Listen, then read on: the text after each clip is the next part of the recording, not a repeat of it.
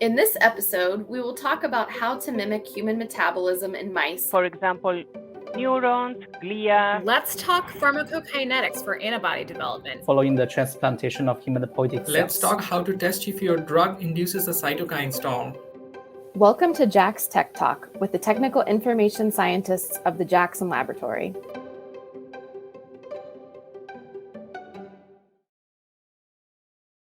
Hi, everybody. Welcome to the 63rd JAX Tech Talk. My name's Kaya Ghosh. I'm a technical information scientist here at JAX. And today we're going to be talking about the FcRN platform. I'm happy to introduce our study director, Greg Christensen, part of In Vivo Services, who's our resident expert on FcRN and all things antibody. So Greg, would you like to introduce yourself and say hello to the audience? Sure. So I've been at the Jackson Lab for 37 years now, and I came from a research lab where human FcRN mice were first made at the Jackson Lab and characterized in Gary Lupinian's lab, and that was my project. And I, about 10 years ago, transitioned over to the service group that does studies for drug developers. And during that 10-year period, I've also continued to characterize those mice and come up with new versions of the models to make them even more useful. Fantastic, that's great. So today we're going to talk about some of the frequently asked questions that I believe you and your group has encountered from customers who are considering running a study with us or purchasing mice to run a study themselves. So let's go ahead and launch into it without further ado. Okay, so hopefully you can all see my screen, and I just want to remind the audience, we encourage you to interact with us live. The chat is disabled, but there's a Q&A box. It's usually along the bottom of your Zoom screen. If you just click on Q&A, you can enter a question to us that comes up, and we'll try to get to as many of those as we can at the end of the event today. But for the agenda, let's just open up the FAQ by asking Greg to elaborate on what is the need for the FcRN platform? You know, what are the benefits of using this platform compared to some of the other platforms that are out there? Sure. So as drug developers are making antibodies or Fc fusion proteins or other therapeutics that they want to extend the half-life of those therapeutics, they need to be characterized for their PK. How well are they going to perform in human patients? And that's where the human FcRN transgenic mice come into play, as many studies, lots of publications, as well as our own studies, have demonstrated that they do very well to predict how these therapeutics or therapeutic candidates will perform in humans. Very interesting. So I have this table up for the convenience of our audience. There's a lot of different platforms out there. Can you talk about, you know, some of the reasons why scientists might be attracted to non-human primate studies in contrast, but, you know, maybe some of the drawbacks for some of those studies? Yeah, so as the table shows, using in vitro assays is a very useful screen of therapeutic candidates. Using standard mice, they aren't very good at predicting how these therapeutics will perform in human patients. And I think we might talk about this more later, but it's because, of course, the FcRN is different, so the affinities are different. And so the data they yield just doesn't predict. Comparing the human FcRN transgenic mice to non-human primates, literature shows that our mice actually do very well at translating their data to predict human performance. And in some cases, they've done better than non-human primates. And you've pulled up some data that we generated for 3 different therapeutics that are FC based. And you can see how in the middle there, it shows how well the data for these three therapeutics correlates with human half-life. And in particular, the TG32 homozygous mice from this study yielded very high correlation with the human half-life. Okay, And great. so, and necessarily, let me add that the data can be allometrically scaled to convert the mouse data into the human values. And so, again, that's very helpful for drug developers to know how to go forward. Very interesting. Thanks, Greg. And I want to add that mouse studies, in addition to being a more accessible and convenient model than non-human primates, they're also really a relevant model to talk about today because just last year, the FDA issued some recommendations to drug developers and researchers, urging them to consider alternatives to non-human primates. And that was at the time issued due to COVID-related shortages, but it's in keeping with a trend that started years ago for various reasons to reduce the use of non-human primates in preclinical research. So it's really reassuring to our customers and the scientists out there to know how directly applicable this mouse data is from our FcRN platform.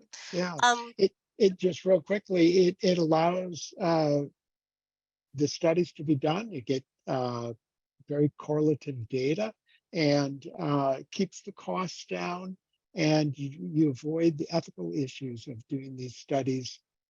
Certainly some studies may need to be done in non-human primates, but to keep that number as low as possible. Absolutely. And that kind of leads me to my next question.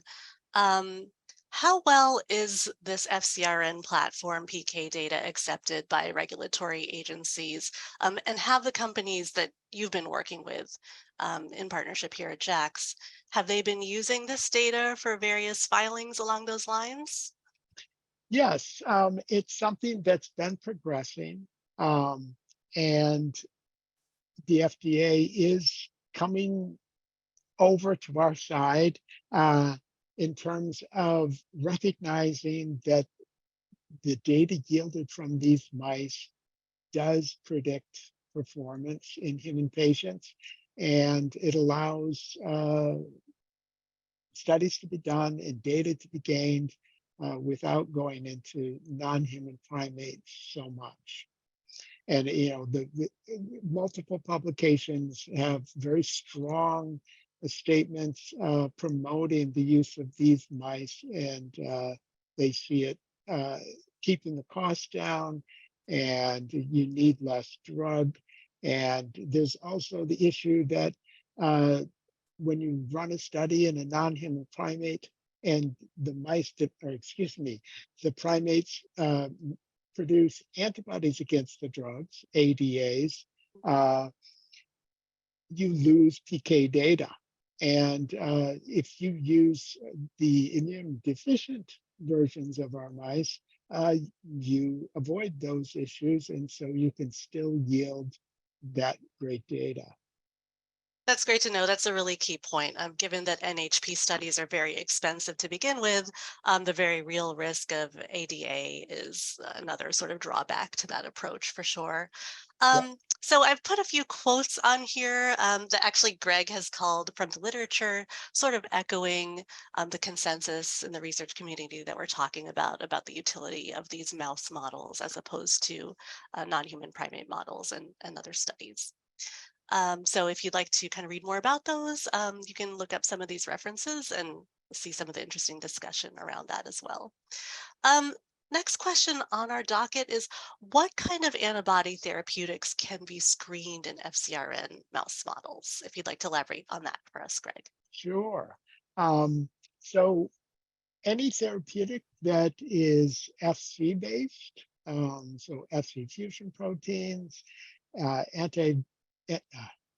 antibody drug conjugates, bispecific antibodies, And here some are listed here, and albumin as well. And albumin is, I think, an underutilized format for drug development. There's a lot of benefits for using albumin, which is another ligand of FcRN and has a half-life similar to IgG in humans. It lacks the effector functions that occur on the FC, and it's also it's going to be published soon, where albumin has been shown to not cross the placenta. So if a woman is either pregnant and requires therapeutics, or is of age where she could become pregnant, she could go with an alternate drug that was albumin based and avoid those concerns. So. Oh, okay.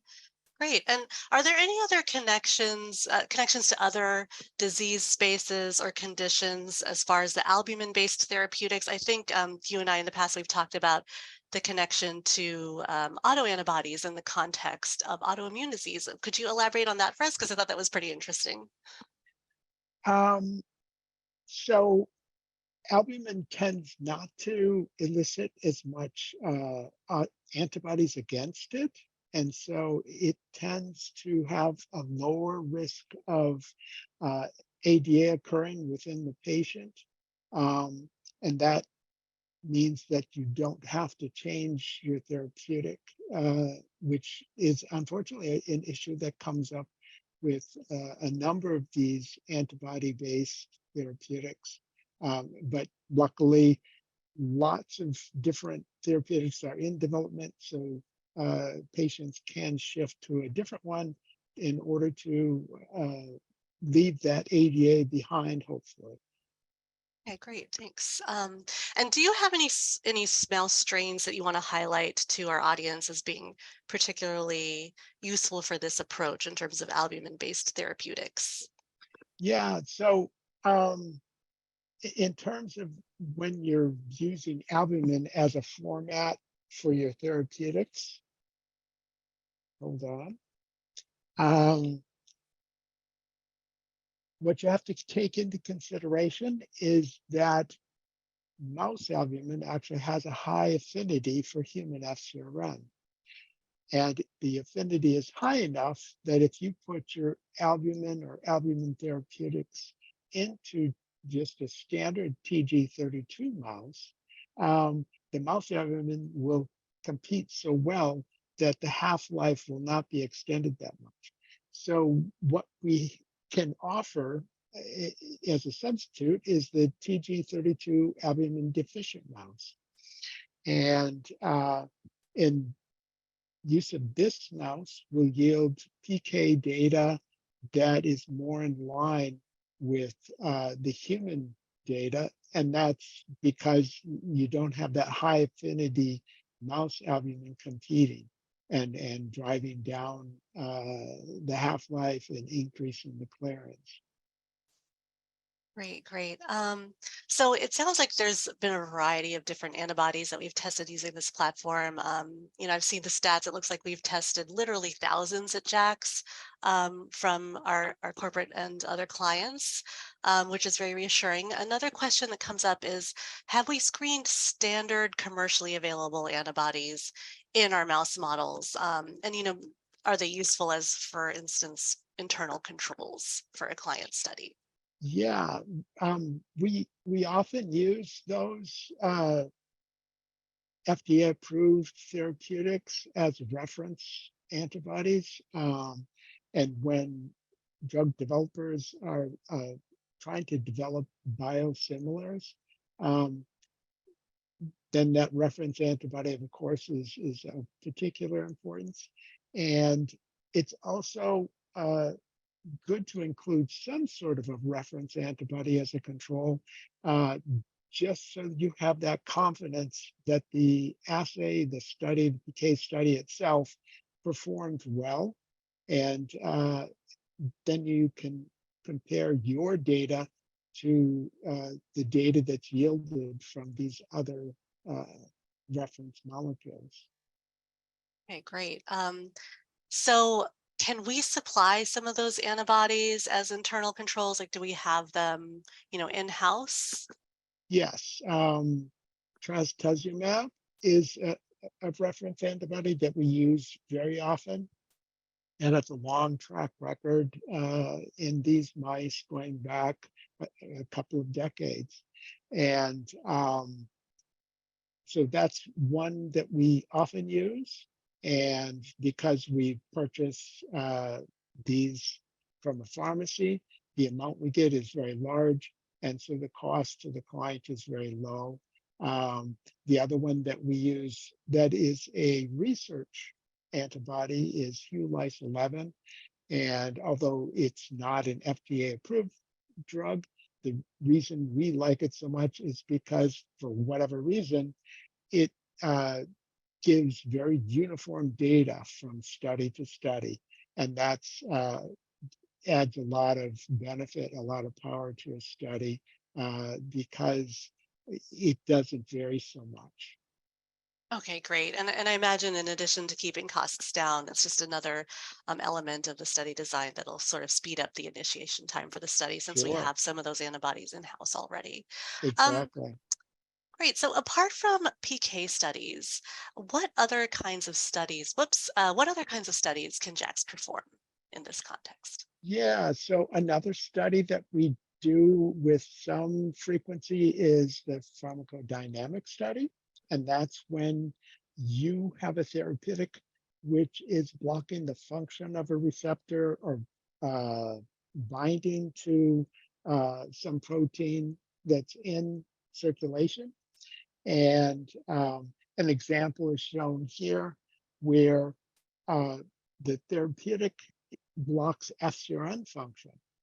And in this case, the mice were dosed or preloaded with human Ig 2 days prior to therapeutic dosing. And you can see that as the dose was escalated, the human IgG, its clearance was accelerated the higher the dose of the therapeutic was added.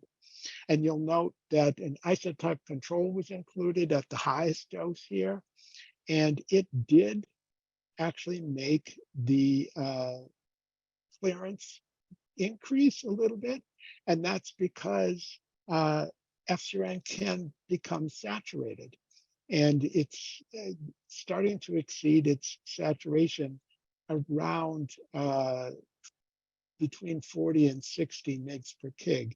And that's why you see that it go down just a little bit for the isotype control. And Okay.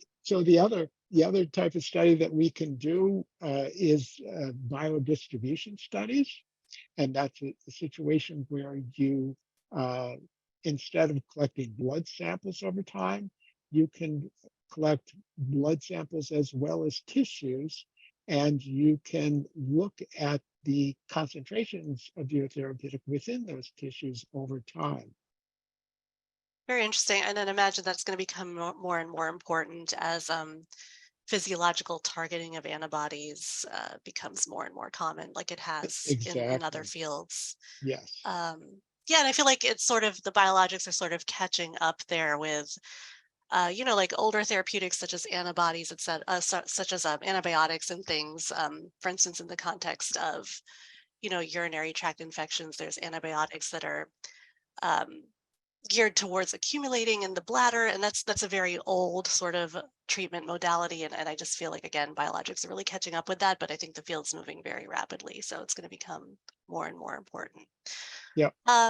So do you have any more parting words? I know we touched on it at the beginning, but just any more anything you want to add about comparing the PK studies in our FcRN, or sometimes we refer to it as the Hu-PK platform, relative to non-human primates or, other platforms that are out there?